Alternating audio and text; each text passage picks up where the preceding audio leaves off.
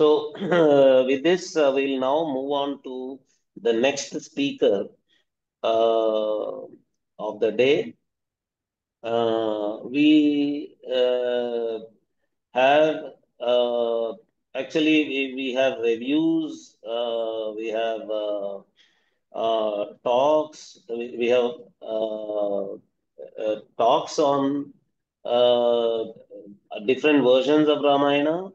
We have talks on review talks on books also. The next talk is going to be on multiple Ramayanas from Marathi culture. This is going to be by Srimati Manisha Amay Kulkarni ji. She is an independent researcher.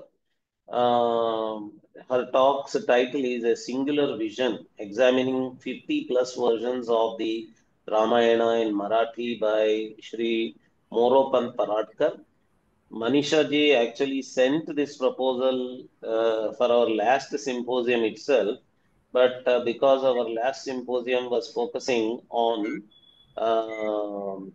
living traditions of Ramayana, we asked her to wait for this symposium.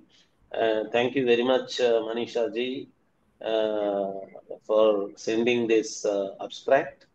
This is a very wonderful one single author coming up with 50 plus versions of Ramayana is really, really amazing and astounding. Uh, Please go ahead and analyze your talk.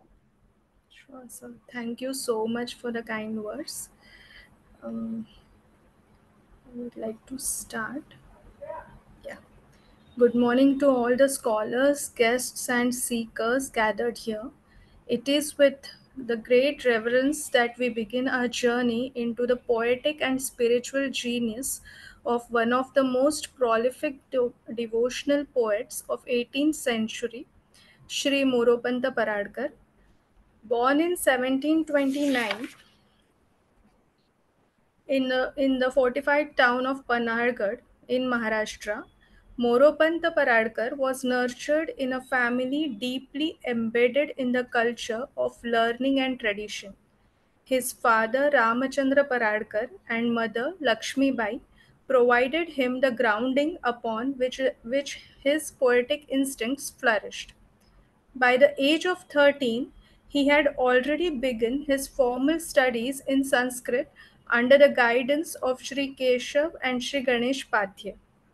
He later refined his skills further under Baburauji Naik at Baramati.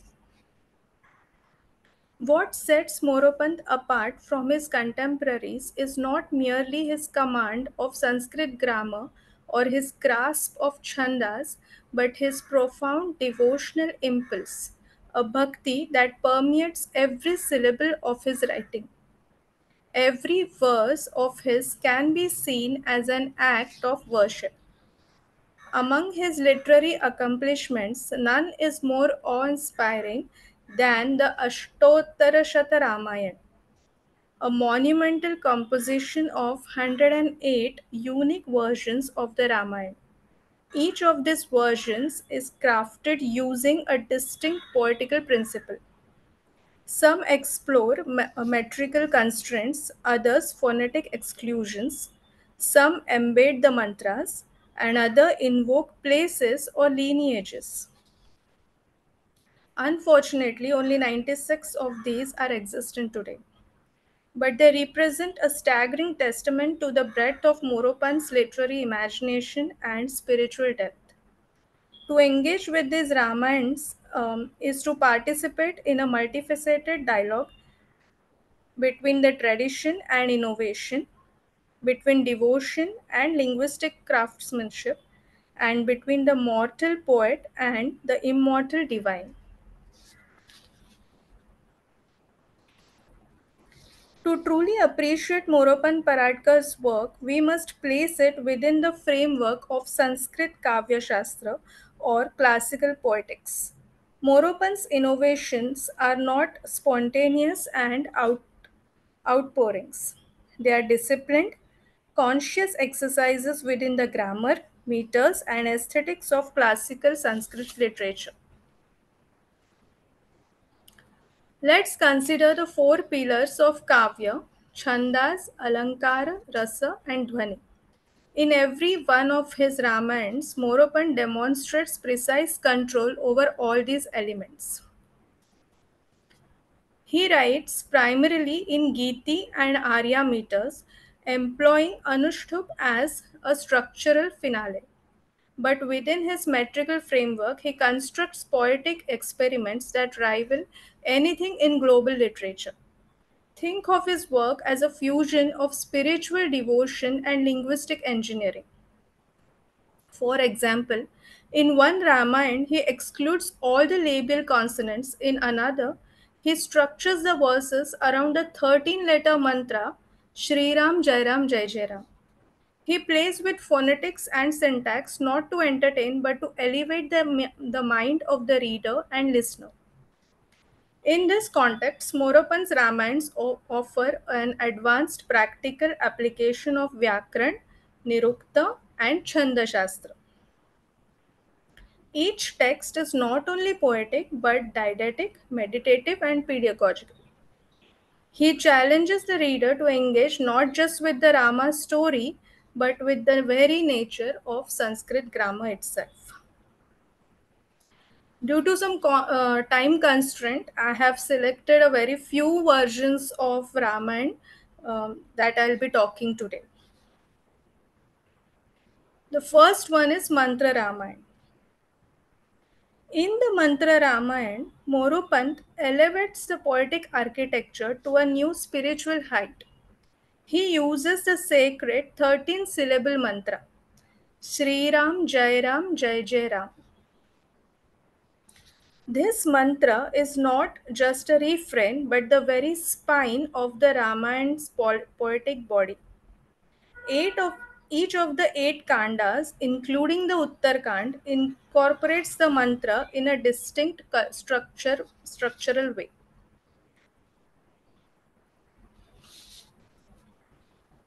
In Kanda 1, the first letter of each shloka forms the mantra.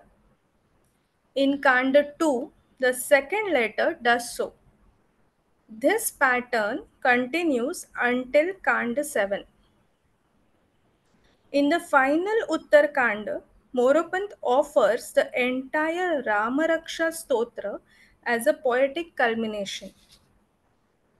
This Ramayana becomes a mantra kavya, a meditative, musical, and mnemonic tool. The reader or reciter is not just consuming a text, but chanting a sacred name through the act of literary appreciation. The cumulative effect is that of internalizing Rama through repeated subliminal invocations.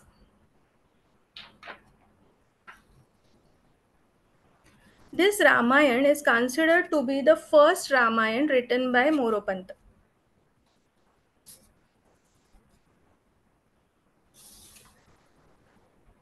In terms of literary strategy, this is a form of acrostic composition but with spiritual consequences. The mantra is hidden in plain sight like divinity within the ordinary. It is a poetic tapasya that rewards the attentive reader with layers of insight. Moving on to the next Ramayana, Niroshtha Ramayana. This is one of my personal favorites. It is a phonetic masterpiece. The Niroshtha Ramayana is one of the Moropan's most extraordinary achievements. A 66 shloka kavya composed entirely without using labial consonants pa, pa, ba, bha, and ma. The implications of this constraint are staggering. The very word Rama contains ma, and yet Moropan does not flinch. He finds other ways to refer to Rama, like Ajita, Dasharathi, Angaja, Jagadisha, Sadaya Raja. Each name is carefully selected to fit the phonetic constraints while retaining the theological accuracy and emotional power. Lakshmana becomes Kanishta, Shesha, and Nijadira. Hanuman is Anjaneya or Anjana Tanaya. The fire trial becomes the Agni Snana. The Pushpak Viman becomes the Gaganayana.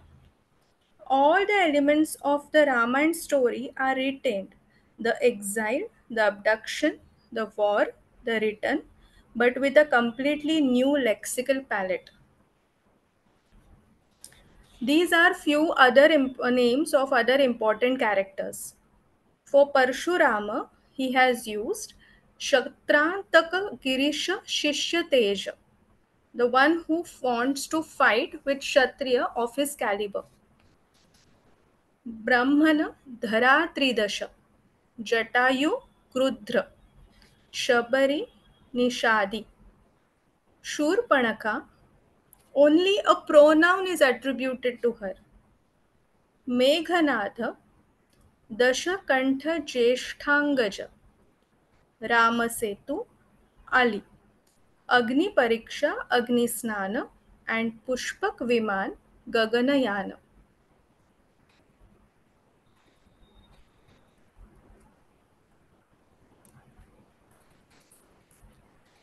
From a linguistic standpoint, this is a lipogram, a form of constrained writing that challenges the poet to work without certain letters or sounds. But Moraband is not simply showing off, he is performing sadhana through language. The restraint symbolizes control of speech and inner silence and resonates through outer articulation. So, as we can see in the slide, there are Oshthav sthanani according to the grammar. So, without lips, you cannot pronounce p, ph, b, bh, and m. Hence, it is called Niroshtha Ramayana. The next one is Dama Ramayana, or the garland of repetition. The Dama Ramayana uses poetic repetition as its central device. The word Dama in Sanskrit means garland, and here each verse is garlanded to the next by repeating the last word of a line at the beginning of the next. This technique has multiple poetic and spiritual effects.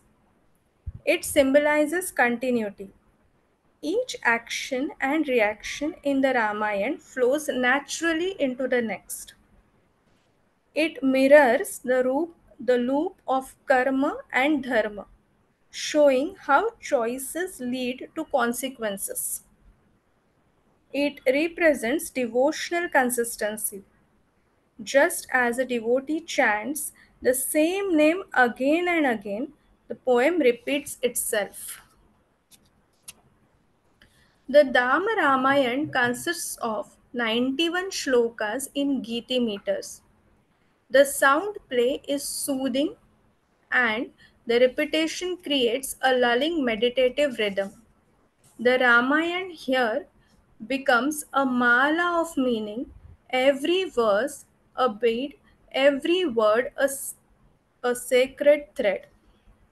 As we can see in the picture, the first verse says, Shripati Zala Dasharatha Suta Rama Dashananasi Maraya Maraya Janakachi Hoya Suta Trijagadadhi Saraya.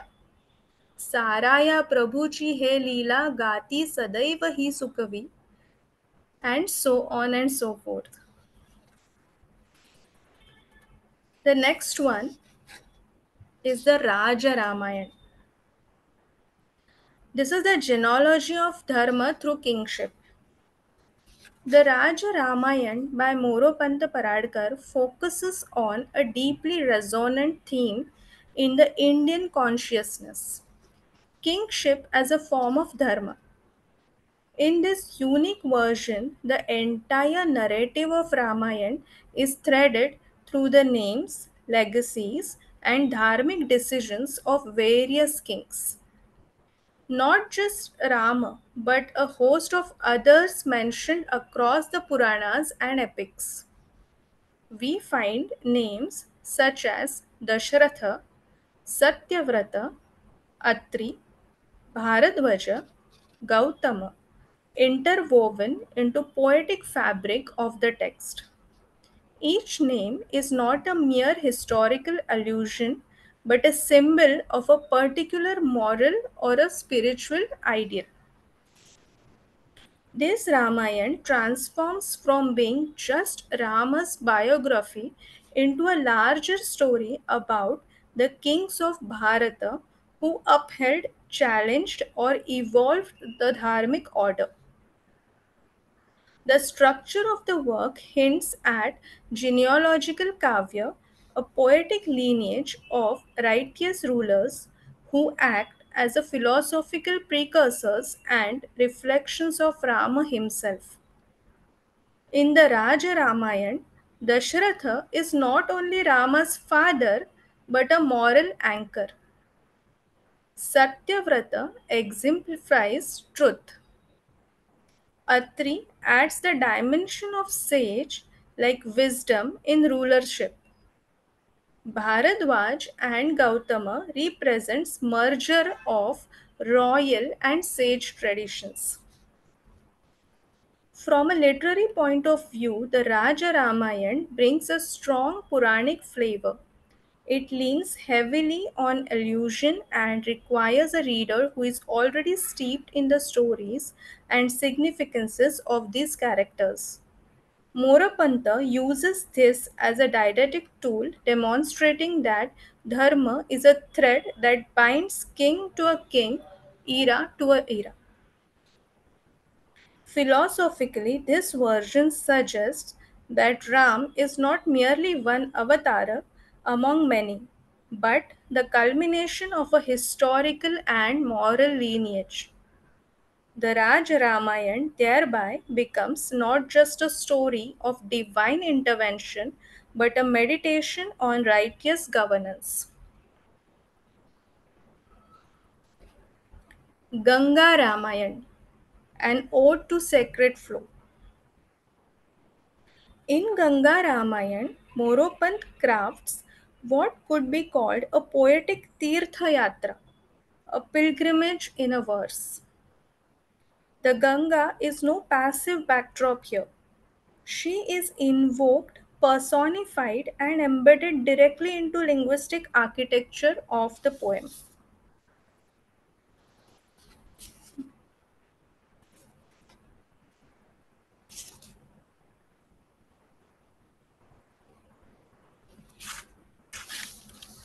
Each verse of Ganga Ramayana starts with the syllable Gam, and the second line features Ga. This phonetic structuring is not incidental. It's a deliberate homage to the sound and flow of the river Ganga. In Sanskritic thought, Ganga is the purifying stream of consciousness, and by embedding her very name in the metrical core of each verse, Moropanta equates the reading of the Ramayana with the act of ritual bathing. The poet may have written this after his stay in Kashi, a city intimately tied to the river's sacred geography. The Ramayana events are narrated here with a watery rhythm, flowing, pure, unbroken, and the themes of exile, journey, cleansing, and return mirror the metaphor of a soul immersed in samsara and rescued by a divine grace. This Ramayana is not just a devotional work, it's a spiritual ecology. It affirms that sacred geography and sacred story are interlinked. To speak of Rama is to evoke Ganga and vice versa.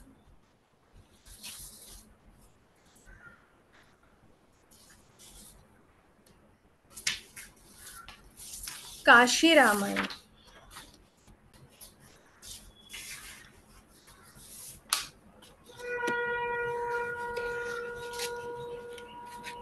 The spiritual city as a literary device.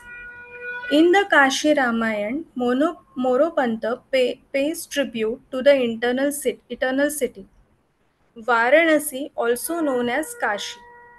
Considered the spiritual heart of India, Kashi is not just a location but a state of consciousness.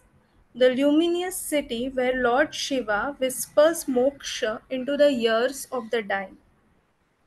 In this Ramayana, Moropant begins each first line with Ka and the second line with Shi, cleverly embedding the city's name into the structure of the verses. This poetic maneuver ensures that Kashi is not only referenced but ritually invoked, becoming part of the narrative's spiritual syllabary. Kashi's influence is felt in how the story is told, with philosophical gravitas, attention to moksha, and serene spiritual tone. Rama's journey becomes not only a king's exile but a seeker's path through illusion, trial, and ultimately realization. This Ramayana may have served dual purposes: an artistic tribute to a city of sages and sadhus, and a manual for inner pilgrimage.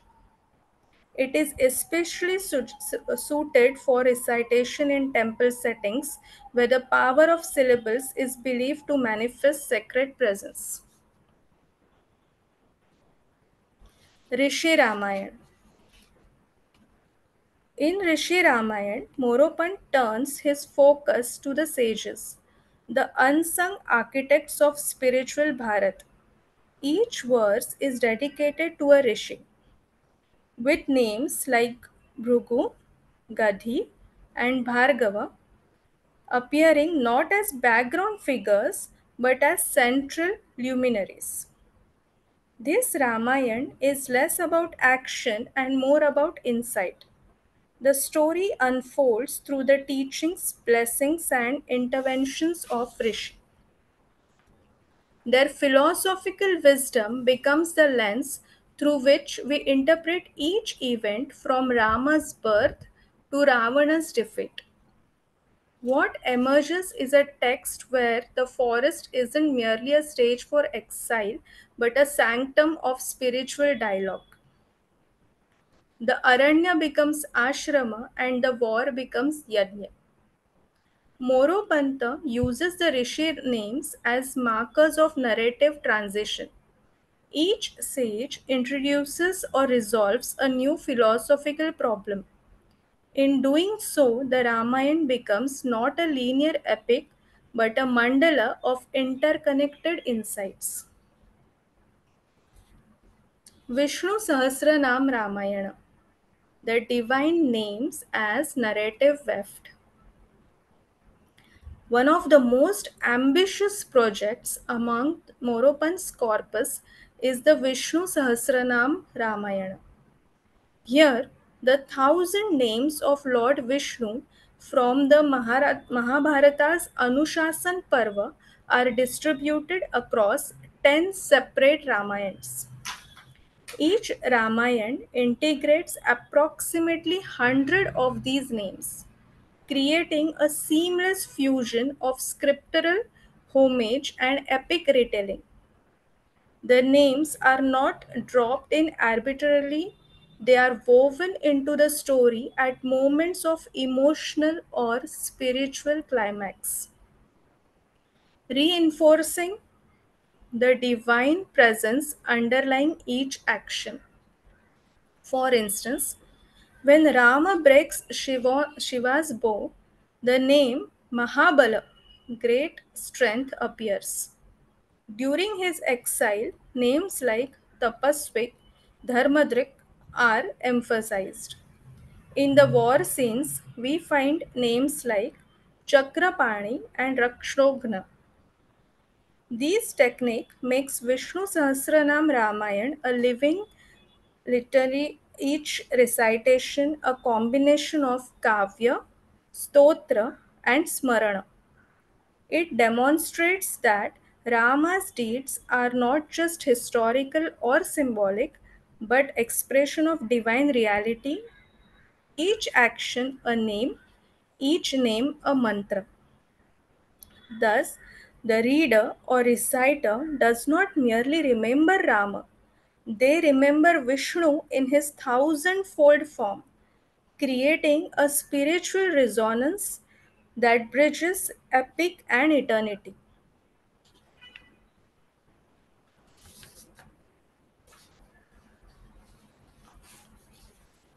Across these diverse Ramayans, one thing becomes clear. Moropanta was not merely retelling Rama's story, he was exploring the limits and possibilities of language as a tool of devotion. His experiments with sound, meter, and structure demonstrate how bhakti and linguistics can converge to form a powerful literary experience. His use of chandas and vyakarana is not ornamental, it is essential. He treats grammar as sacred, meter as mantra, and narrative as yajna. His Ramayans are not just kavya, they are offerings. The literary impact of his work can be seen in its influence on Marathi Kirtankars, Sanskrit scholars, and devotional poets across the regions. He bridges the gap between classical rigor and popular devotion, between intellectual challenge and emotional fulfillment. As we close this journey, let us return to the essence bhakti as creativity. Each Ramayana invites us to enter Rama's world not just as observers but as co creators. As we read, recite, or reflect, we are participating in a grand tradition that values precision, beauty, and transcendence. May we all carry forward this spirit of linguistic sadhana and poetic devotion in our own practice, academic, artistic, or spiritual. Thank you, everyone. I now open the floor to your insights, reflections, and questions.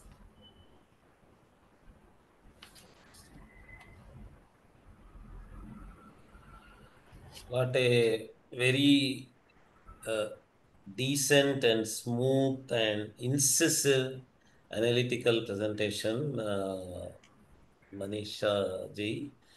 Uh, there is one question from, I think, Pradeep Chakravarti ji. Many Deshastha Brahmins in Tanjavur in the olden days wore rings which had inscribed Sri Ram Jai Ram Jai Jai Ram. Maybe this text was an inspiration. Mm, Do you agree? I Thanks. yes, sir, please. Yeah. Thanks very much for this topic. So I don't think I'm not sure about the link between the Sri Ram Jai Ram Jai Jai Ram that he has incorporated in the Mantra Ramayana and the rings that are that people used to wear in Tanjavur, what they have mentioned. Because I haven't read about it outside Maharashtra yet, so I don't think I can comment on that. Oh. Yeah, because that slogan Sri Ram Jai Ram Jai Jai Ram is it is possible, Pradeep Chakravarti ji, because Tanjavur was ruled by Maratha kings, right? Maratha kings after the Nayaka kings for a long time, and there is a lot of Abhanga tradition of Tamil bhajan groups today, a very vibrant Abhanga tradition which is also a Marathi influence. There is a lot of Marathi influence in Tanjore culture. So it is very much possible. Ashok Gursurkarji is asking, Manisha ji, is there any book available in market containing all these Ramayanas? What is the title and which publisher? Request reply. So there is no such book available.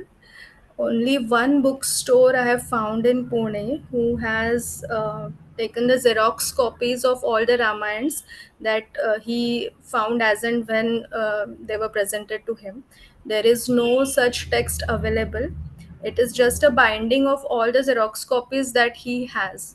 So it is not available anywhere. Where is this shop in Pune? It is the Bhagwat Book Depot in Upper Balwan South, In Lakshmi Market? uh, near to it.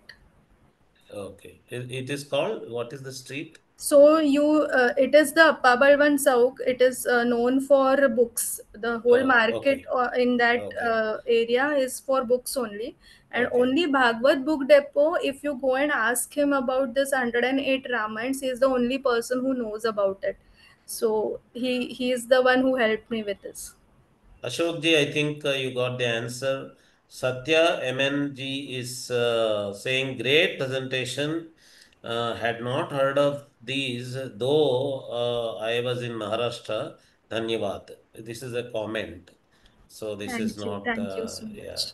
And from Ashok Gursurkarji itself, there was a question for Nayarji. So it is not addressed to you. Uh, Nayarji, in every temple of Raghavendra Swami, it is titled as Moolaramo Vijayate. What does it mean? Nayarji has left, but I can answer your question, Ashok Gursurkarji, because I've been associated with Raghavendra Matha for decades and I know these details. So, may I answer your question? This Moolarama is the name of a certain Vigraha, some sculptures that were bronze sculptures that were preserved in a kingdom in Odisha. That kingdom believes that those sculptures were made by Brahma himself and handed over to the Odisha king. And that Odisha king handed over those original sculptures to the Matha with whom Raghavendra Swami was associated in Kumbakonam originally before coming to Mantralayam. And he kept them with him throughout as a treasure. And there are many legends about these Moolarama Vigrahas, Moolarama Murtis preserved by Raghavendra Swami. And that has been that set of sculptures which are believed to be supernatural coming directly from Brahma, or the ones that are preserved by, that are worshipped by Raghavendra Swami directly. So that Moolaramo Vijayate refers to those sculptures, those murtis that are worshipped directly by Raghavendra Swami. Okay, that is an answer to that question to Nayarji. Again, thank you very much, Manisha ji, for that wonderful, very neat and cool and soft, but very incisive, very analytical, rigorous presentation by you. Thank you so much, Now, sir. Like, really, thank you for giving me this opportunity. You contacted me. Like, I'm nobody in front of all you stalwarts, but still, you gave me this opportunity. I'm very, very grateful to all of you. Thank you so much. so sweet of you, so humble. Thank you very much.